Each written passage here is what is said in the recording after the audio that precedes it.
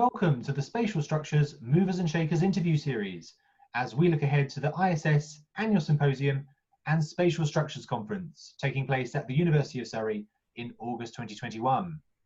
My name is Mark Richardson, and today I'm joined by Ken'ichi Kawaguchi, who is a professor in the Institute of Industrial Science at the University of Tokyo. Kenichi was chair of the ISS 2016 conference in Tokyo, and he has been a vice president of the ISS since 2012. He is also a member of the scientific committee for the 2021 conference. Kenichi, thank you very much for taking the time to join us today. Hi, thank you very much for having me. I'm very glad to be here. No problem at all, Kenichi. It's a pleasure to have you on the Movers and Shakers interview series. We start by asking our guests about lockdown. Maybe you could tell us about how the lockdown period has been for you in Tokyo. Yes, of course, we can find numerous negative things, but we are also finding many positive things in this new lifestyle. Teleworking is improving our stressful life with daily heavily crowded commuting, especially in Tokyo. And originally, Japanese people have hygienic lifestyle, but now we have more practice and we are becoming even more conscious about hygiene.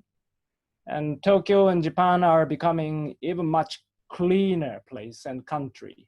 So I believe that we can host Tokyo Olympic Paralympic Games successfully in the next year.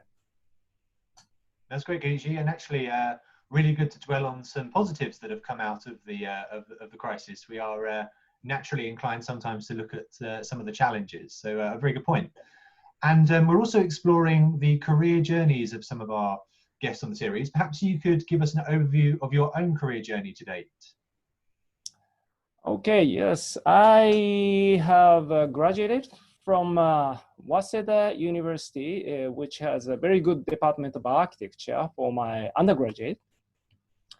And then for the graduate school, I joined the University of Tokyo and to the laboratory of Professor Yasuhiko Hangai. And I will tell you more detail about it, say in the slide later. But Hangai was a great mentor for young people, and he kept encouraging young people. So I have finished my PhD under his guidance on theoretical and numerical topics using generalized inverse theory. And after finishing my PhD, I plan to join a big design office, Nikken Sekkei. And I have passed the final interview and got a permission to join there. But at the final stage, Professor Hangai did not allow me to leave the lab. So since he was a great mentor for me, I finally gave up the company and decided to support his lab for a while as a research associate. I thought that I could go back to the company anytime I want. But that was a big decision. And Hangai was active and good in numerical and theoretical problems, so I decided to go more practical things. But in 1998, he suddenly passed away, and there were no other way for me but to succeed the lab. So it was very difficult and hard for a young researcher of 36 years old. So I learned a lot of things from that experience, but now I'm positively enjoy it and always thinking about frontier and future applications of spatial structural engineering with my colleagues in the lab. That's all. Well, thanks for that answer, Kenichi. And maybe you could tell us a bit more about Ken'ichi Kawaguchi's lab, telling us a bit about how this entity was formed and what the main activities and objectives and vision of your laboratory are. Ambitions, okay. Right, actually, I have succeeded the laboratory of Professor Hangai, but this laboratory was founded by Professor Yoshikatsu Tsuboi. And he was a great engineer and also researcher. And Tsuboi and architect Tange achieved many monumental works as a kind of results of collaboration of architects and engineers in a very, very high level or in the highest level. So therefore, I think repeating the same thing or same line is not my mission. So we have to go forward.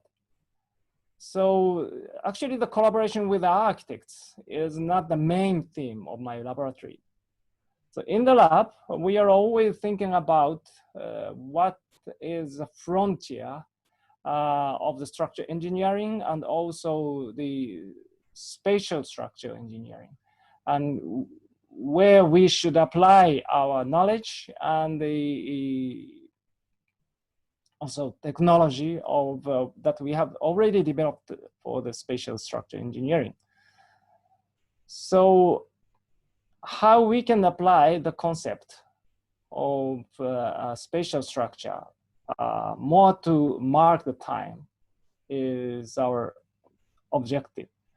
And extending the basic frontier or apply to the frontier of the time is also objective of our laboratory.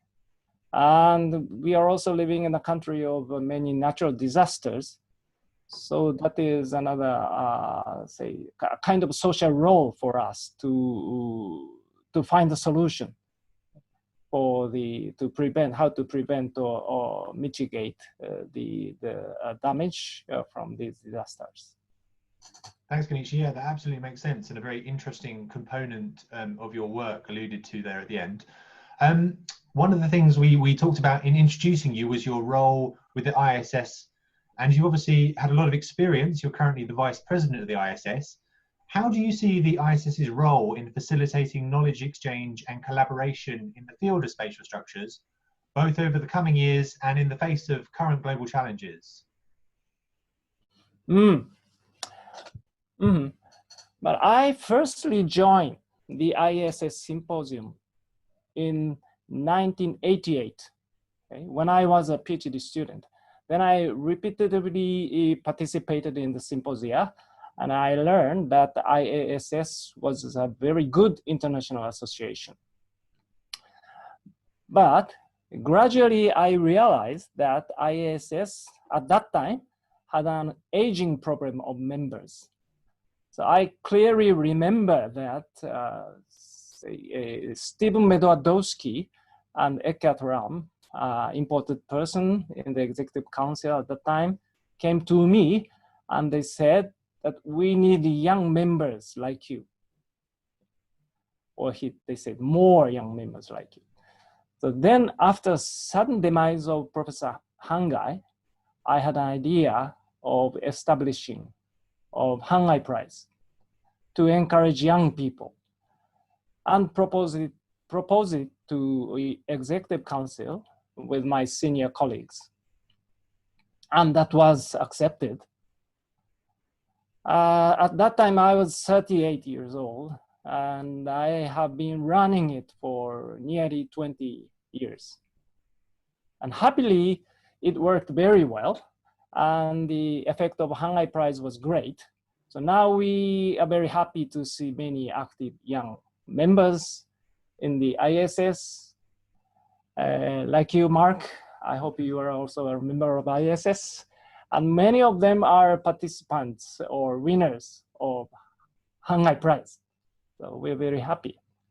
And also in 1990 or 1990s, although IASS is a Spanish founded or Spanish-based association. So I found very few active Spanish members in the association. So then I tried to promote more active young Spanish members, especially in the symposium held in Madrid in 1999.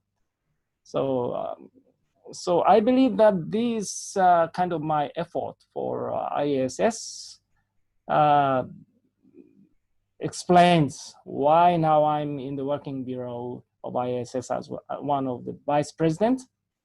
And so I think that if you find the ISS is a good association, I think we also expect your feedback to the association.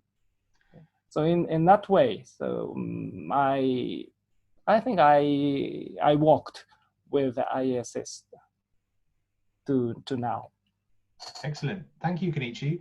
Well, we're now going to move on to the middle section of the interview, which is your space, your structure. So at this point, I will hand over presentation rights to Kenichi, who will be sharing a presentation on the topic of spatial structures of his choosing. So over to you, Kenichi. Right. So I would like to talk a little bit about the research of myself. So spatial structure engineering, that's my special field. And what is spatial structure engineering? The most important thing is 3D thinking and 3D approach. But before going to that, let me tell you a little bit more about Professor Hangai. He is the first person who introduced the so-called generalized inverse to the field of structural analysis. Okay? So in 1981, I think he published a paper about the application of the generalized inverse to the geometrically nonlinear problem. And I believe that he is one of the earliest person who applied the generalized inverse to the structural engineering. And in 1986, he also has written another paper with Professor Tanaka on the rigid body displacement and stabilization conditions of unstable truss structures, first in Japanese and also written in English, and the submitted to the Osaka ISS Osaka Symposium. So in this paper, they showed a very nice classification of truss structure according to the property of generalized inverse, and also about the kinematic relations and also statical indeterminacy, not just in the small displacement region, but also the, let's say, finite readability displacement region. Okay, so when I joined his laboratory in 1986, he immediately showed me these papers, and I was very impressed with these theories, and they finally written the PhD thesis on this topic. And I also was very lucky that Professor Hangai invited me to write the book together. Okay, so we have published a book on the application of generalized inverse in 1991. So that was a very big, great experience for me.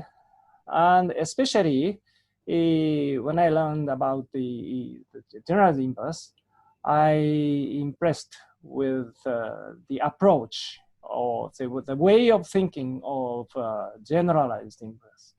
Okay, so this is a linear equation, okay, which is very useful, especially for finite element analysis or something like numerical analysis of structure engineering.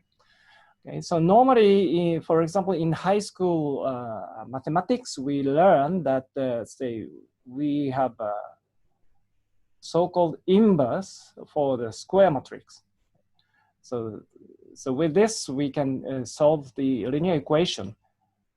But we don't learn when the matrix is rectangular, okay? So we rarely learn about this, and we don't know if there are no solution or if it's too complicated. But in the theory of generalized inverse, okay, they extend the concept of inverse and also solutions. And, and finally, we can easily have the solutions in such formula. But anyway, it means that we have many solutions. Okay. So application of generalization, it was very, very impressive for me.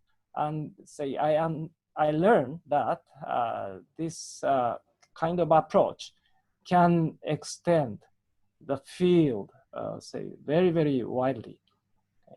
So by the way, this theory was independently developed by, say, normally three mathematicians, Eric Moore, Arne Bierhammer, and Roger Penrose. Okay. So Roger Penrose was the youngest, is the youngest person among them.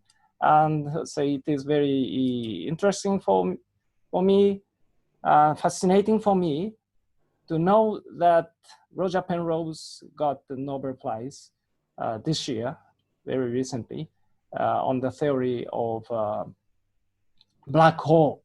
Okay, so actually, say, Roger Penrose have written a very beautiful paper on the generalized inverse when he was 24.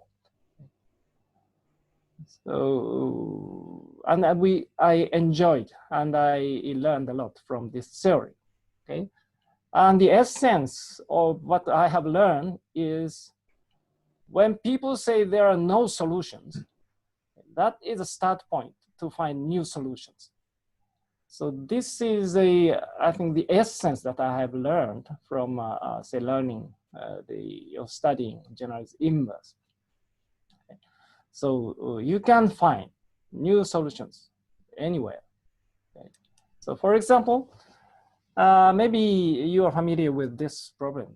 Okay, so for minimal surface, say using soap liquid, say for example, in this case, if you have two rings and if you make a minimal surface, you will have a catenoid. And if you gradually increase the distance between two rings, so normally you just have two disks. And many mathematicians or researchers said that, say, there are no solutions. Okay, so this is a point. Okay, so normally they say that there are no solutions, but actually there are many, many solutions. Okay, so if you introduce the strings, okay, so just to stabilize the solutions, okay, so you can have many, many solutions, okay, between these situations, these solutions, and also even further. So you can go further with the minimal surface solution. So I'm very happy to learn this kind of approach. So and I hope that you can also share you share this concept with this presentation. Okay, and say in the field of spatial structures, say I also searched some place to make a kind of challenge, and one of them was the realization of real tensegrity skeleton for structure purpose. Okay, so I proposed tension truss in 1991. But that was a prestressed frame structure, but that was not the perfect tensegrity. But then, say gradually, we have found that the way how to stabilize the big deformation of tensegrity, and in 2001, we successfully constructed the typical tensegrity skeleton that support the membrane roof. So as far as I understand, this is the first example of say application of typical tensegrity frame for the structure purpose. Of course, there are many, something like tensegrity, but say I'm talking the typical authentic tensegrity frame. Okay. Afterwards, later we have another opportunity to design and apply our skills. Okay, so then in 2017, we designed and constructed a tensegrity tower and the pentagonal tensegrity that are supporting the membrane roof again. Okay. So this is, say, one of my, say, continuous challenge, the area of my continuous challenge. And also, say, in realization of these tensegurities, I insisted to use manual pre-stressing method. Okay, so for the realization of tensegurity, you need to introduce pre-stress to the frame. And you can use, say, hydraulic jacks or electric motors to introduce pre-stress to the frame. But in my case, I wanted to use only a manual pre-stressing procedure. Okay, so because, say, manual pre-stressing is very easy to control, and also it doesn't use any, say, unnecessary energy. So in this sense, I think this is one of the way to go in our, say, new century. Okay, so to minimize the use of unnecessary energy at the construction site. So so far, say, we were very successful for this scheme. Of course, the amount of the pre-stress, there's a limit in the amount of pre-stress that the one man can introduce. But if you consider the pre-stressing procedure very well, okay, so you can find the way how to do this only with the manual pre-stressing. Okay, so these are the challenge of my challenge in the tension and membrane structures. And as I have already told you, we are living in a country of many natural disasters, and one of the most severe one, devastating, is earthquake. Okay, so with the earthquake, we have we may have such a big damage in our life. Okay, so as so one of the typical measure to prevent such damage is so-called technology of base isolation. Okay? So if you isolate the structure, especially from the horizontal movement of the ground motion, so you can save your house. And actually, there have been many ideas have been proposed by many people, and I heard that more than 7,000 patents have been already taken. Okay, say around this technology, so-called in the field of seismic base isolators. But I say one of the company came to me that was something around the 2000, and they asked me, please develop a new base isolation system with us for for the house seismic base isolations. Okay, so that I think that was very difficult challenge, but several months later, I found a new idea. Okay, so among these types of base isolation systems,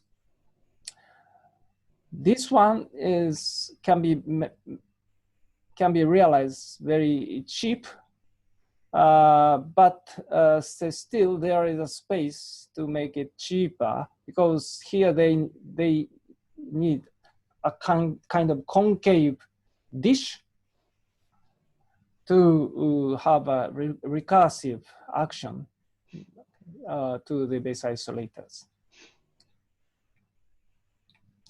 So I wanted to say reduce the cost further, say in the concept of this base isolation system, and then finally proposed such system, a very simple system. So I would like to show you some model demonstration. Okay, so what I was thinking was to develop a new pendulum system, which is much cheaper than conventional idea. So here I prepared a kind of rail system. The only thing is that it has a wider gap in its middle. Okay. So this is very simple system, but if you put the steel ball on this rail, okay, it becomes a pendulum. But this is very simple and this is very easy to make. So I proposed this system to the company and they're very happy with this. And we developed a new base isolation system using this concept. So using this concept, we have developed such a base isolator for, say, timber residential houses. And okay, this is another say photo of say one of the application of this system to the base of a timber house. And we also tested the system with a big shaking table. Okay, this was a full-scale test. And then say we input the say Kobe earthquake ground motion, and of course the house was completely safe during this test. Okay. Here's another example of my work, say but related to the earthquake. Okay. So during the earthquake, the large span roof facilities like gymnasiums or swimming pools or indoor swimming pools or public halls, okay, so they are lightweight structure. So lightweight structures are less affected by the ground motion during the earthquake.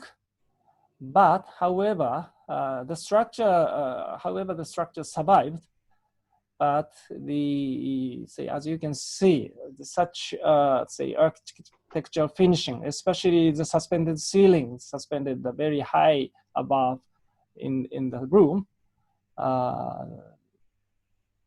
are damaged very seriously. Okay, so this is a very big problem for the especially for the place where many people gather.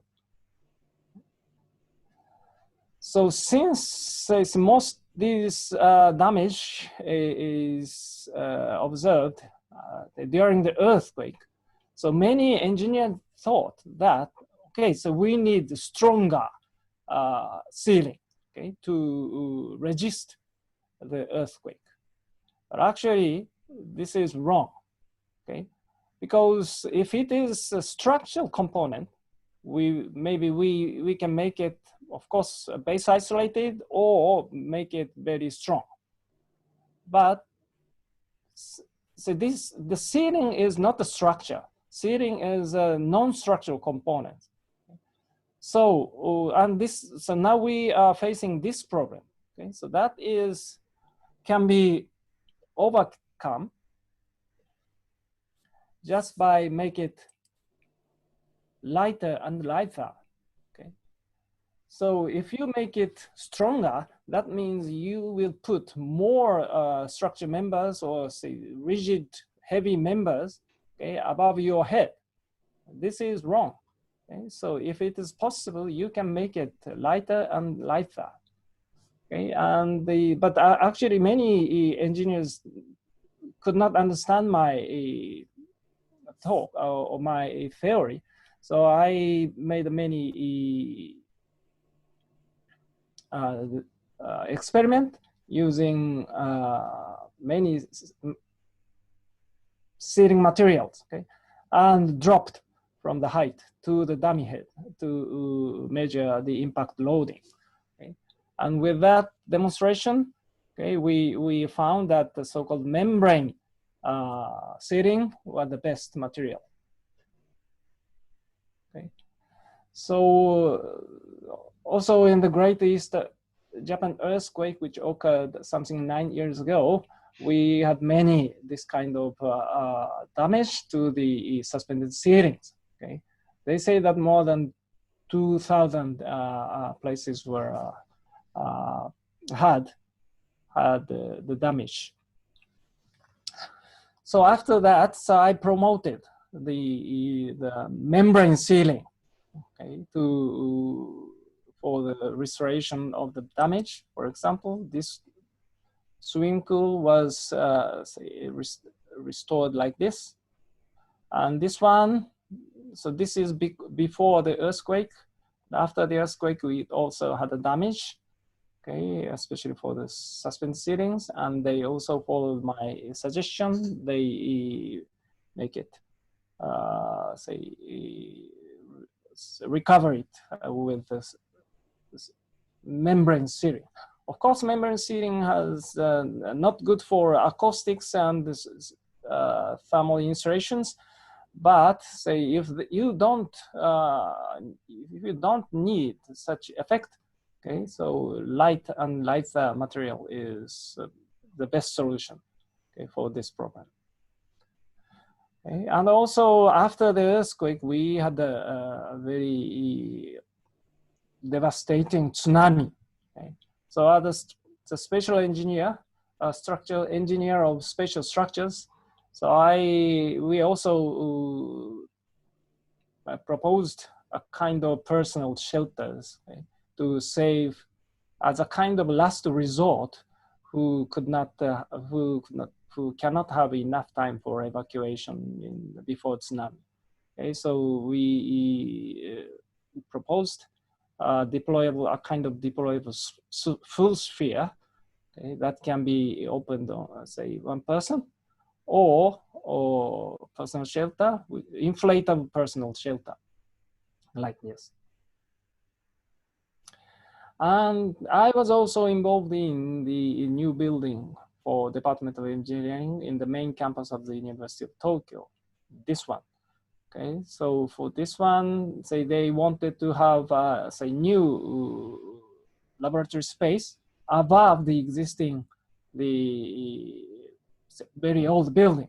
Okay, so of course this old building cannot carry the weight of a new extension. So we used the former courtyard, okay, so of the existing building, and also V-shaped column, okay, of this hanging over part to take horizontal, not just vertical, but also horizontal loading of earthquake. And this is interior view of a former courtyard. Okay, so this is the lower part of the new building that are supported above the existing building without touching.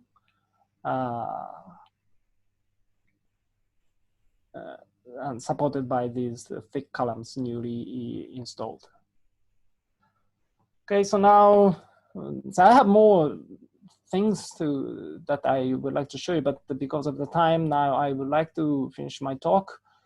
So as Mark already kindly introduced you, I have hosted the ISS 2016 Symposium Tokyo. I also invited Toyo Ito and Kengo Kuma for that symposium. I hope that I'm sure that participants enjoy that symposium. And also, say, I took that opportunity to host international competition for young people under 40 for the new national stadium, Japan. That was, of course, that was not the real competition for the real new national new stadium, but that was kind of as a counter competition, because say during the real competition they never heard the voice from the younger people. That was the competition was held just for the for the old established people who got the who already got the higher prizes, like a Prestress prizes. But actually the people you are going to using that the facility was young people, and also it also the budget was from the tax from the young people. Okay, so we organized this kind of competition for that occasion, and we selected I think 5 very nice proposals from the, I think, more than 60 proposals from all over the world. Okay, now, so this is, I think, one of the last one. Okay, so I have 2 slides more. Okay, so please understand that say what I'm doing now. So spatial structure engineering is very interesting, and that is not just for the tension or membrane structures or shell structures. You can apply the approach of 3-dimensional thinking is to any kinds of structures, or not just structures, any things. Okay, so I think the most important thing is this 3-dimensional thinking and approach. So now, so we are going to organize the 19th ISS Hangon Prize to be awarded in the Surrey Symposium next year. Okay, and now this Hangon Prize is open. So if you are under 30, so please consider to join this competition. Okay, that's all my presentation. Kenichi, thank you very much for taking us through your presentation there. Really interesting topics, particularly enjoyed the live demonstration you provided. That's a first for us on the Movers and Shakers interview series, the use of your pendulum system, but it was really fascinating to see. So thank you for sharing that with us. Thank you very much. Moving to the last section of our interview, and it builds very nicely on some of the topics you've been discussing around accessibility to the conference series, and indeed inspiring the next generation, which is the theme of the ISS 2021 conference.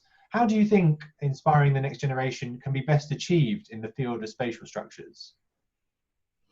So as I have already mentioned or told you, the essence of the ISS is the engineering based on a 3-dimensional approach. And then, so we realized it actually when we upgraded the name of the society in 1971, okay, from the Association of Shell Structures to the Shell and Spatial Structures. So I heard that there was a discussion because they also consider about the name Shell and Space Structures, but the name Space Structures has already used in the Surrey, the University of Surrey. So so they selected, choose, say the term spatial structures. But that is very nice terminology, because spatial structure means 3-dimensional structure. So we never limit the area of application of spatial structures, because that was a shell association for shell structures, but now it's for the spatial structure. So we never limit the area of application of spatial structures. And that can be large span roofs, footbridges, beautiful architectures or extraterrestrial space facilities, lightweight skeletons, or even origami crafts. Okay. So greatness of the ISS is there. So there, the area of application varies and changes over time. Okay. So the spatial structure approach is always there and progressing every year with IASS and with you. Okay. So I think this is a way, so how I say inspire the young people. Thank you, Kenichi. And perhaps one final question, as we look to the 2021 conference, are there any subjects relevant to your own research that you are particularly looking forward to discussing at the conference? Okay, since I am a chair of the working group 6, that is working group for tension and membrane structures, so future of tension and membrane structures, I would like to share, or I'd like to discussion about these things with young people. Excellent. Well, we very much look forward to that as we head to the 2021 conference, Kenichi. Thank you very much for giving us your time today and taking us through your presentation. I feel like I've learned a lot about application systems to earthquakes and membrane structures. It was a truly interesting presentation. And as we move closer to the 2021 conference, perhaps we can catch up again on the Movers and Shakers interview series. And just a final reminder to all our viewers that the abstract submission is now open for the 2021 conference, and we are looking forward to receiving contributions towards that. But for the time being, Kenichi, thank you very much for talking to us today, and look forward to speaking to you again. Thank you very much.